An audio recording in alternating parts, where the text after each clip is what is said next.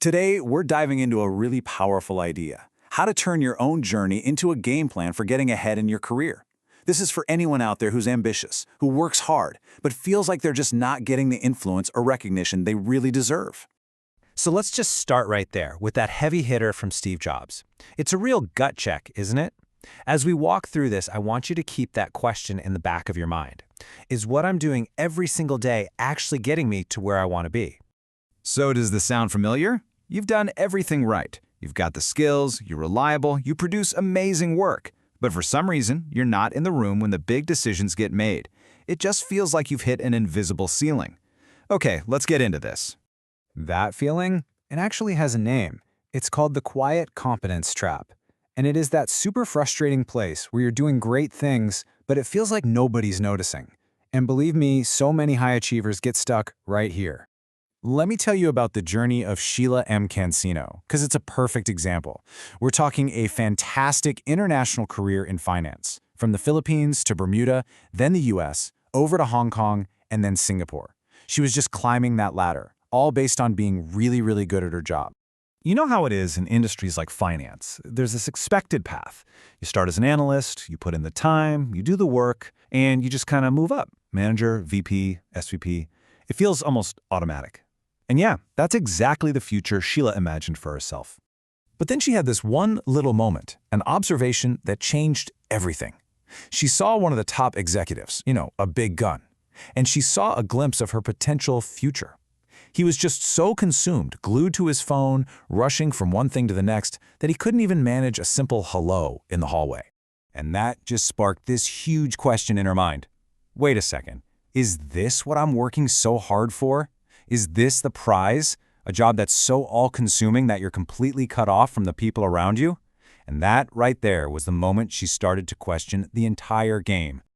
So that single question, it wasn't just a fleeting thought. It kicked off this massive shift in her thinking. Her personal dilemma actually became the seed for a whole new way of looking at what a career could be. And this is the absolute heart of it. We're all taught to be humble and let our hard work speak for itself. But here's the tough truth. In the corporate world, if your competence is invisible, it's not an asset, it's a liability. Your position on the board is what really matters. So she took this realization and started pulling ideas from completely different worlds, from life coaching and even from the strategy of chess. And from all of that, the Pawn to Queen visibility framework was born. It's really just a model for how you transform from being a tactical doer, a pawn, into a strategic influencer, a queen. And you can really see the difference here. The pawn? Well, the pawn is probably most of us.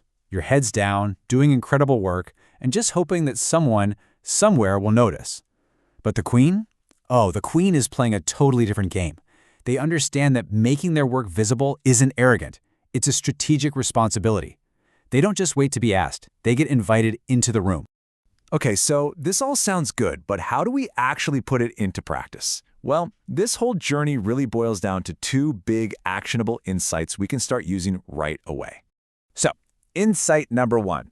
This comes directly from that observation Shiela had of that super busy executive. It's such a crucial lesson about what influence really is. And it's this: just being busy is not the same as having influence. A packed calendar, running from meeting to meeting, that doesn't automatically mean you're making an impact. We mistake activity for progress all the time, but they are not the same thing. So what do you do about it? You make these strategic moves. And notice, this isn't about working harder. It's about working smarter on your visibility. You have to shift your mindset from doing good work to making sure my good work is seen.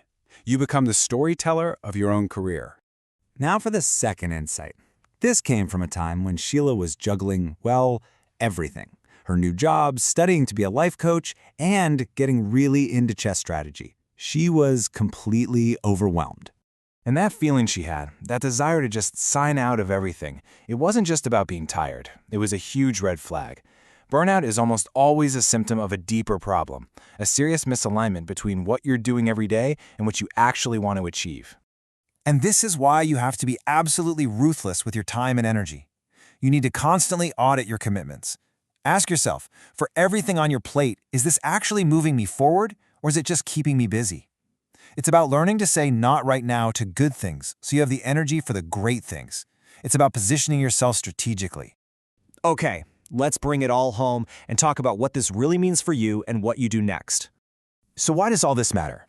Well, think about it. Maybe you're trying to land that next promotion, or maybe you're navigating a huge career change. Maybe you just want to build that executive presence so people listen when you talk.